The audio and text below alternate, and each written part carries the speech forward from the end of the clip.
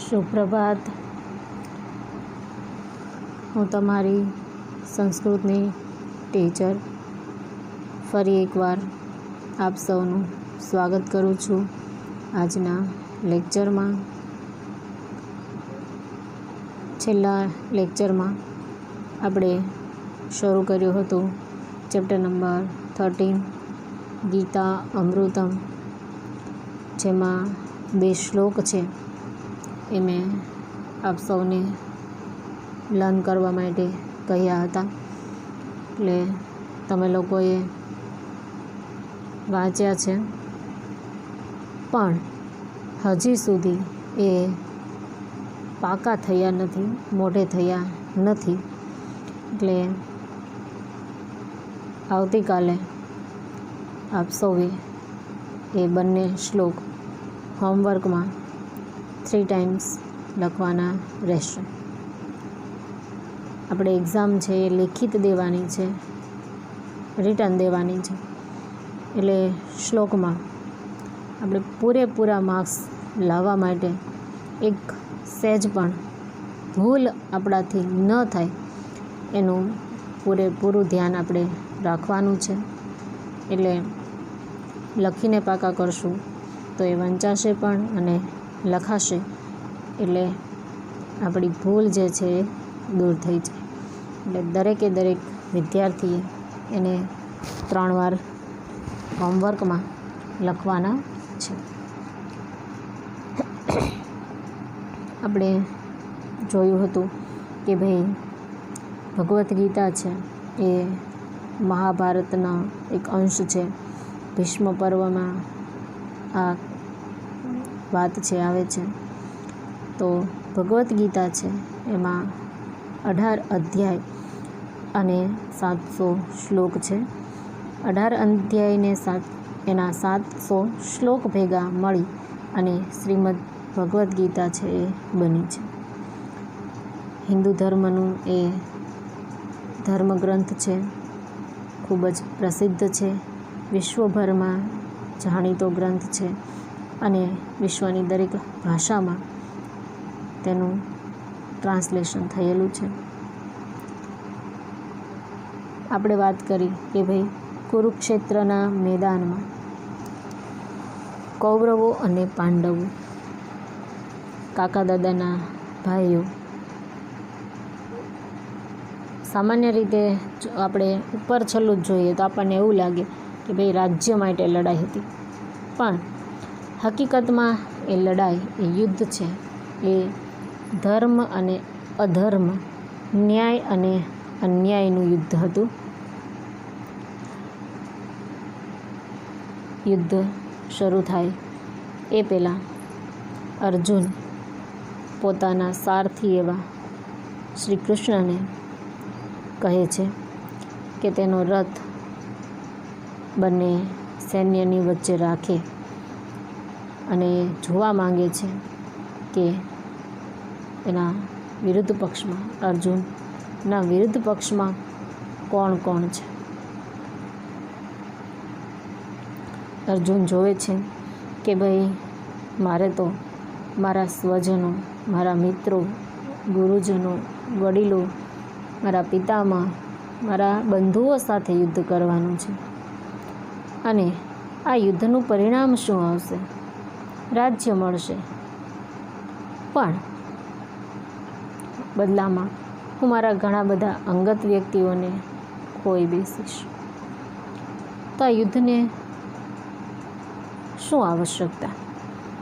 આવું બધું વિચારી અને અર્જુન છે એ ખૂબ દુઃખી થાય છે, એ વિષાદ અનુભવે છે. ત્યારે અર્જુનના સારથી શ્રી કૃષ્ણ છે એ અર્જુનને ઉપદેશ આપે છે અને એને યુદ્ધની આવશ્યકતા, આ યુદ્ધ શું કામ એને કરવું જોઈએ એના માટે એને સમજાવે છે અને ખૂબ જ સારો એવો ઉપદેશ છે એ આપે છે. એ ઉપદેશ એ જ ભગવદ્ ગીતા તરીકે વિશ્વમાં પ્રસિદ્ધ છે. એ સમયે હજારો વર્ષો પહેલાં કૃષ્ણએ અર્જુનને આપેલો ઉપદેશ છે એ આજે પણ એટલો જ જાણીતો છે. અહીં આપણને પસંદ કરેલા 7 શ્લોક આપ્યા છે.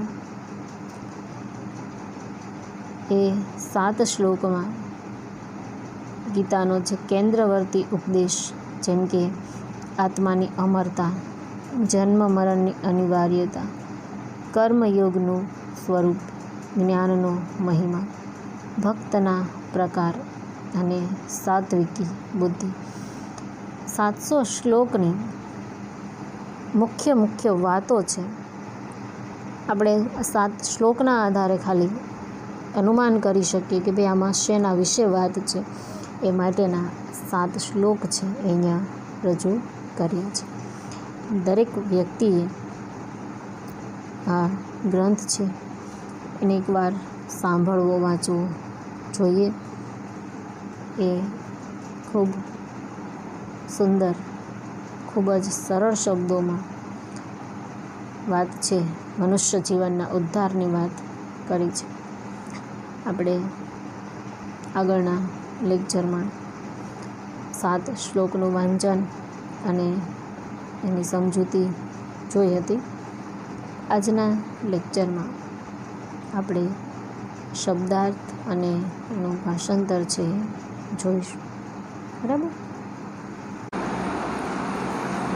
Chapter 13 Gita Amritam, nectar of Gita. Glossary. અયમ ધીસ આત્મા સોલ ન જાયતે is not born, म्रियते न does not die, भविता वा न भूयः or will not be again, शाश्वतः permanent, पुराणः the oldest one, अजः unborn, नित्यः ever existing, न हन्यते is not killed, हन्यमाने शरीरे when the body is slain.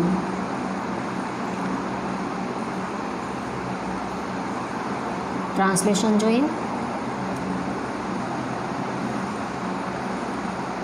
This soul is not born, nor does it die at any time.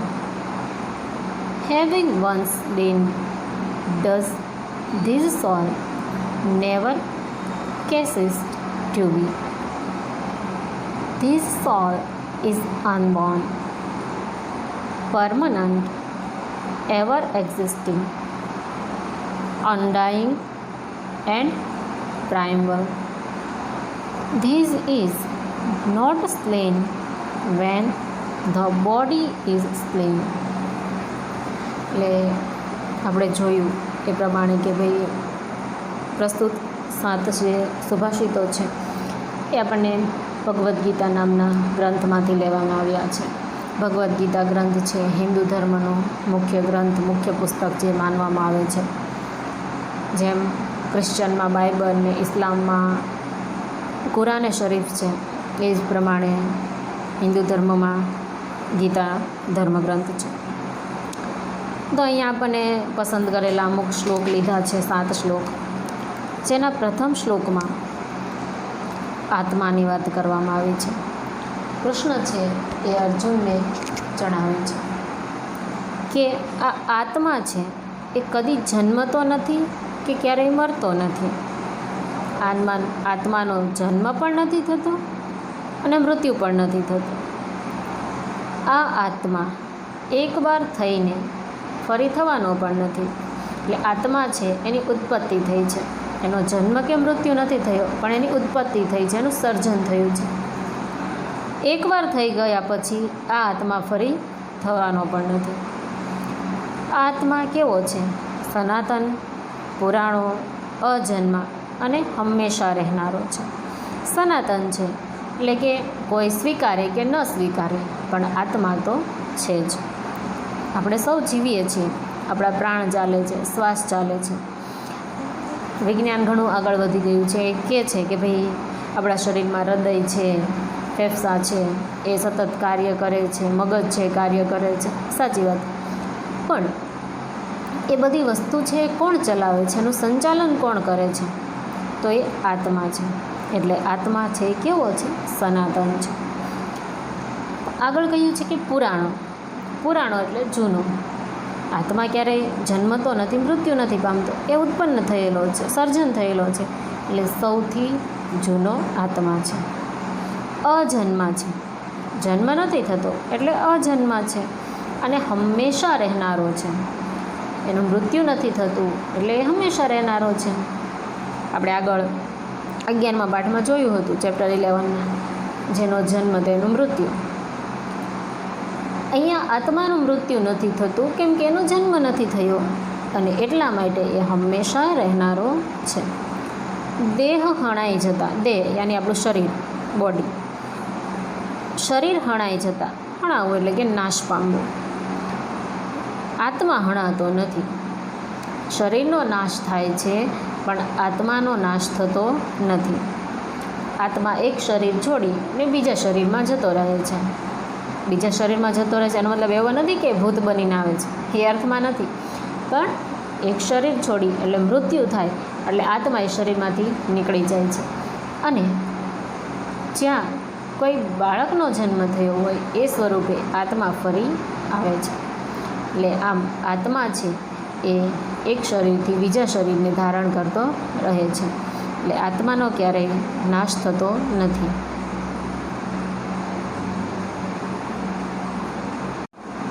બીજો શ્લોક.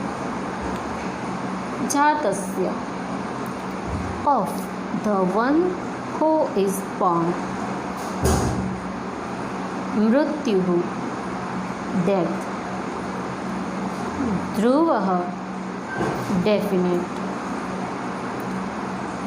જન્મ birth, અપરિહાર્ય અનએવોઇડેબલ,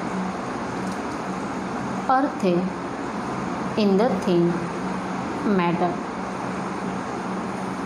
ત્વમ શોચિતુમ ન અર્હસि, you do not deserve to lament, the death of the one who is born is definite, and the birth of the one who is dead is definite. So you should not lament in the matter that is unavoidable. એટલે પહેલાં કહ્યું કે ભાઈ આત્મા છે એનો જન્મ કે મૃત્યુ થતું નથી, અને જન્મેલાનું ખરેખર મૃત્યુ છે એ નક્કી છે. એ જ રીતે મરેલાનો જન્મ પણ નક્કી છે.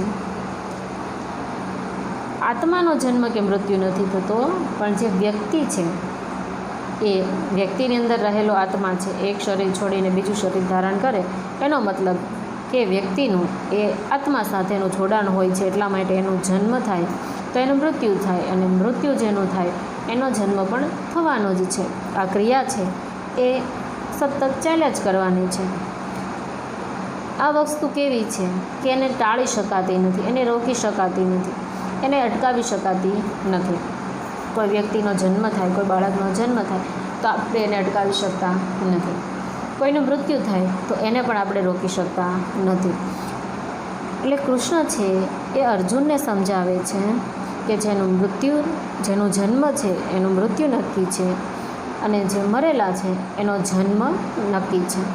તો આ ટાળી ન શકાય, એટલે કે રોકી કે અટકાવી ન શકાય એવી બાબતમાં તારે શોક ન કરવો જોઈએ. જે વસ્તુ આપણા હાથમાં જ નથી તો એ વસ્તુ વિશે વિચારી દુઃખી થઈ શોક કરવાથી કોઈ લાભ થવાનો નથી, એવું કૃષ્ણ છે એ અર્જુનને સમજાવે છે. ત્રીજો શ્લોક. કર્મણિ ઇન એક્શન તે અધિકારઃ યોર રાઇટ ફલેષુ મા કદાચન never in the results or fruits મા કર્મફલ હેતુઃ ભૂઃ do not be the one who desires the fruit of action. Ma te sangah. Do not be fond attached to. Akarmani in action. Translation join. You have a right only in action. Never have you right in the fruits or results. Do not be desirous of the fruit of action. May you not be fond of inaction or idleness. ત્રીજા શ્લોકમાં કર્મની વાત કરવામાં આવી છે. કર્મ એટલે કાર્ય. કૃષ્ણ કહે છે કે કાર્ય કરવામાં, કર્મ કરવામાં તારો અધિકાર છે, એ કર્મના ફળની બાબતમાં નહીં. તું કર્મના ફળની ઈચ્છાવાળો થઈશ નહીં. કર્મ ન કરવામાં તારો સંગ ન થાવ. તારો અધિકાર શું છે? કર્મ કરવાનો, કાર્ય કરવાનું, પણ ફળની આશા રાખવાની નથી કે ભાઈ હું કોઈ વ્યક્તિ છે ભૂખ્યો છે ને ભોજન આપીશ તો એના બદલામાં મને આવું પ્રાપ્ત થશે, ગરીબને આવું કરીશ તો મને આવું મળશે. કાર્ય કરવાનું છે, ફરજ છે, કર્તવ્ય છે, અધિકાર છે કે ભાઈ ગરીબ વ્યક્તિ છે ભૂખ્યાને ભોજન આપવું જોઈએ, નિર્ધનને બને તો પૈસા આપવા જોઈએ. તો એ સહાય જે છે, મદદ જે છે એ આપણો એક અધિકાર, એક ધર્મ છે, એક કર્મ છે, એ કરવાનું છે, પણ ફળની ઈચ્છા રાખવાની નથી. અને એમ પણ નથી વિચારવાનું કે ભાઈ મને ફળ મળશે કે નહીં મળશે તો મારે કર્મ નથી કરવું, મારે કાર્ય નથી કરવું, એમ પણ થવું ન જોઈએ. કર્મ ન કરવામાં સંગ ન થવો જોઈએ. હું કોઈની હેલ્પ કરું અને બદલામાં મને ફળ નહીં મળે એના કરતાં મારે કર્મ જ નથી કરવું એવું વિચારવાનું નથી. કર્મ કરવાનું, ફળની ઈચ્છા રાખવાની નહીં. જો કર્મ કર્યું હશે તો ચોક્કસ એનું ફળ મળવાનું જ છે. પછી સારું કર્મ હોય તો ફળ સારું મળે, ખરાબ કર્મ હોય તો ખરાબ ફળ મળવાનું જ છે. પણ આપણે એ ઈચ્છાને ધ્યાનમાં રાખીને કર્મ કરવાનું નથી. આપણે ફક્ત કર્મ કરવામાં જ ધ્યાન રાખવાનું છે. કર્મ કરવામાં જ આપણો અધિકાર હોવો જોઈએ. એ જ આપણી ફરજ, એ જ આપણો ધર્મ હોવો જોઈએ એવું ભગવાન છે એ સમજાવે છે. આ દરેક વ્યક્તિને લાગુ પડે છે. એવું નથી કે અર્જુનને કીધું ને અર્જુને કરી કાઢ્યું, પતી ગઈ વાત. અર્જુન એક એવું મનુષ્યનો એક લીડર છે એ તરીકે એને રજૂ કર્યો છે કે જે વસ્તુ ભગવાન અર્જુનને કહે છે એ દરેક વસ્તુ આપણને, દરેક વ્યક્તિને લાગુ પડે છે. ગીતાનો આ જ સાર છે. ભગવાન જે વાત અર્જુનને સમજાવે છે એ અર્જુન માધ્યમ છે, એ આપણો એક લીડર છે. બાકી વાત છે એ સમગ્ર મનુષ્ય જાતિ માટે કહી છે. આપણે દરેકે અર્જુનની જગ્યાએ પોતાને રાખી અને વાત છે એને સમજવાની છે અને આપણા જીવનમાં એનું પાલન કરવાનું છે. શ્લોક નંબર 4. શ્રદ્ધાવાન હુ હેઝ ફેથ તત્પરઃ diligent સંયત ઇન્દ્રિયઃ whose senses are controlled લબ્ધવા having obtained પરામ શાંતિ highest tranquility or Quotism.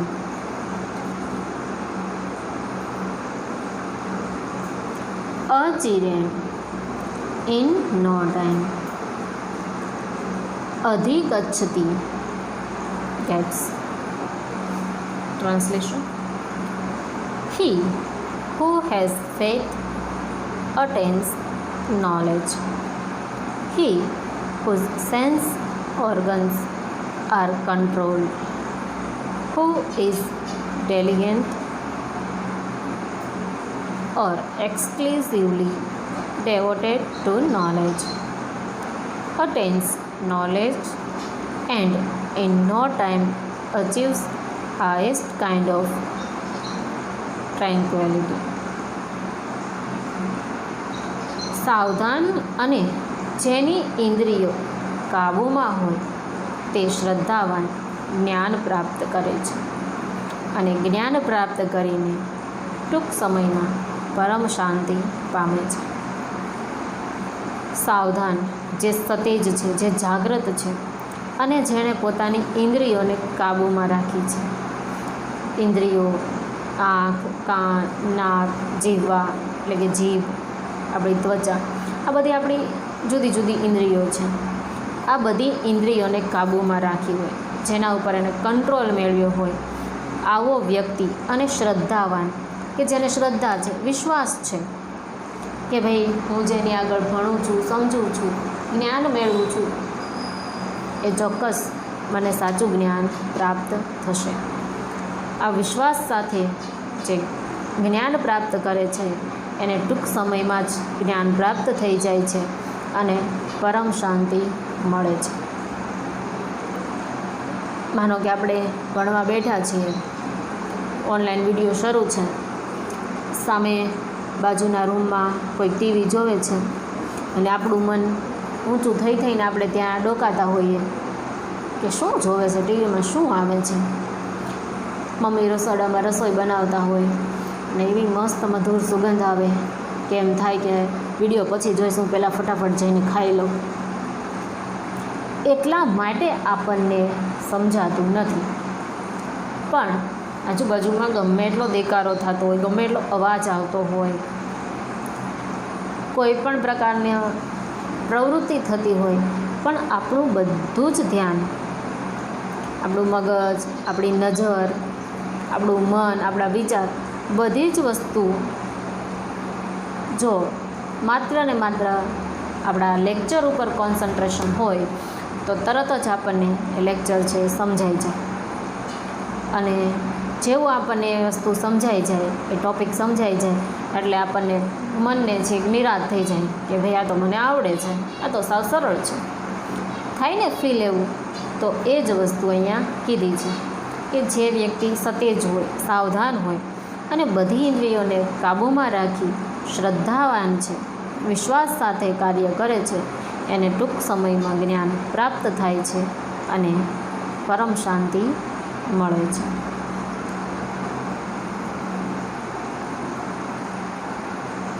આગળનું શું શ્લોક? ભરતર્ષભ, O the best among the descendants of Bharat dynasty. Supratinah, righteous person. Artah, distressed, struck by calamity. Jignasu, having desire for knowledge. Artharthi, desirous of material things. Jnani, one with knowledge. O Arjun, the best among those who are born in the dynasty of Bharat. 4 types of writers worship me. First, distressed. Second, having desire for knowledge. Third, desirous of worldly objects.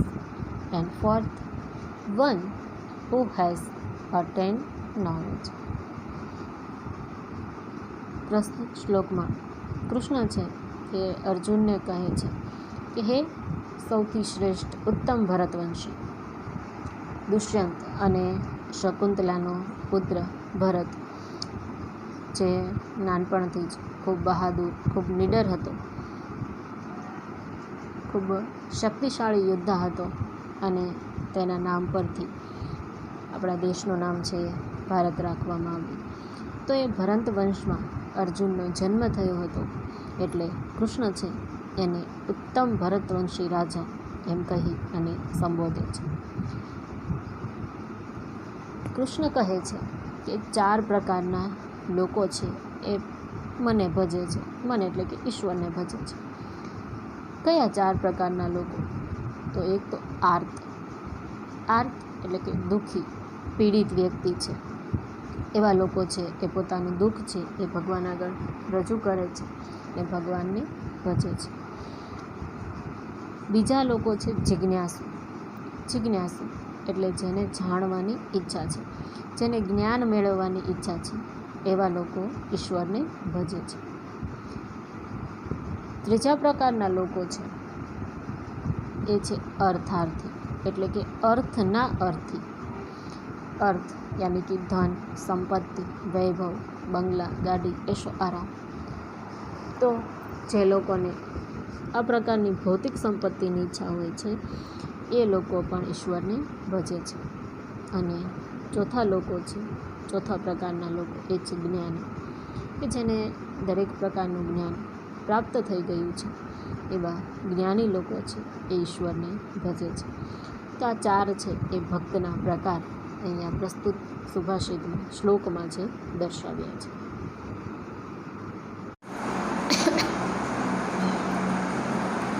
શ્લોક 6.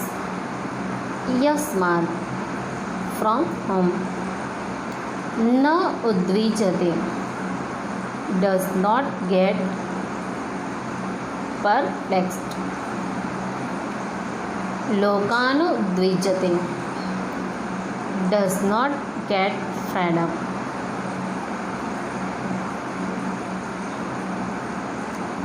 હર્ષમ અમર્ષ ભય ઉદ્વેગે by joy,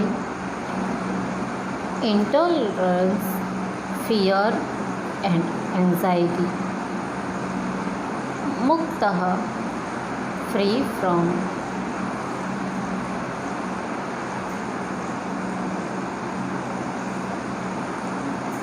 He who does not get perplexed by the people, and by whom people are not perplexed, and who is free from joy, envy, fear and sorrow is my favorite. આગળના શ્લોકમાં એવું કહે છે કે જેનાથી કોઈ લોકો કે પ્રાણીઓ ઉદ્વેગ પામતા નથી. ઉદ્વેગ યાની કે કોઈ પણ પ્રકારનું દુઃખ, પીડા કે કષ્ટ કે કોઈ તકલીફ છે, જેનાથી લોકો, માનો કે મારાથી કોઈ અન્ય વ્યક્તિ છે કે કોઈ પ્રાણી પક્ષી છે એને કોઈ પ્રકારનું નુકસાન છે, કોઈ ભય છે, કોઈ પ્રકારનું દુઃખ દર્દ મળતા ન હોય, અને જે પોતે લોકોથી સંતાપ કે ઉદ્વેગ પામતો નથી. એક્ઝામ્પલ તરીકે મને કોઈના દ્વારા કોઈ પણ પ્રકારની પીડા છે, દુઃખ છે, દર્દ છે, કોઈ તકલીફ છે મળતી નથી. જે હર્ષ, અસહનશીલતા, ભય અને ઉદ્વેગથી મુક્ત થયેલો છે તે મને પ્રિય છે. ટૂંકમાં એવું કહેવા માંગે છે કે જે વ્યક્તિના દ્વારા બીજા કોઈ વ્યક્તિ કે પ્રાણી પક્ષીઓ કે કોઈ પણને કોઈ તકલીફ ન થતી હોય, કોઈ દુઃખ દર્દ પીડા ન પહોંચતી હોય, અને જે વ્યક્તિને બીજા દ્વારા કોઈ પણ પ્રકારની તકલીફ કે એવું કાંઈ થતું ન હોય. જે હર્ષ એટલે બહુ વધારે પડતો સુખી ન થઈ, આમ આનંદમાં ન આવી જાય અને બહુ વધારે કોઈ દુઃખમાં ન પડી જાય. અસહનશીલતા, બીજાનું સારું જોઈ અને ઈર્ષા કે દ્વેષ ન થતા હોય. ભય અને ઉદ્વેગ, કોઈનાથી ડર ન હોય અને કોઈ પણ પ્રકારની એનામાં બુરાઈ, કોઈ દુઃખ ન હોય, આવો વ્યક્તિ મને પ્રિય છે. ઈશ્વરને આવો વ્યક્તિ પ્રિય હોય છે કે જે બહુ વધારે પડતું સુખ આવી અને સુખમાં છકી જાય, કે કોઈ બીજાની સારી વસ્તુ જોઈને ઈર્ષા કે દ્વેષ પામે, કોઈ અન્ય વ્યક્તિથી ડરતો હોય. આ બધાથી જે મુક્ત થયેલો છે, જેને કોઈ પ્રકારનો કાંઈ ફેર પડતો નથી, આવો વ્યક્તિ મને એટલે કે ઈશ્વરને, ભગવાનને પ્રિય હોય છે. લાસ્ટ શ્લોક. પ્રવૃત્તિમ ચ નિવૃત્તિમ ચ. Inclination two action and withdrawal from activity. કાર્ય અકાર્ય. What is right to be done and what should not be done. ભય અભય. Fear and fearlessness. બંધમ મોક્ષમ ચ.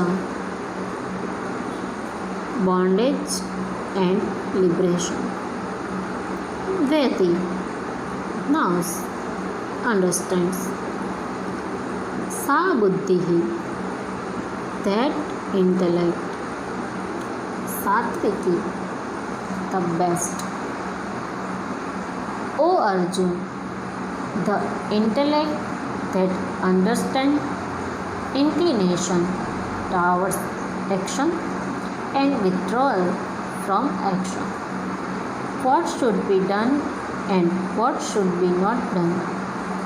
Bondage and liberation and fear as well as fearlessness is the best or virtuous intellect. શું વાત કરી છે છેલ્લા શ્લોકમાં? હે પાર્થ અથવા હે અર્જુન, અર્જુનનું બીજું નામ પાર્થ પણ છે,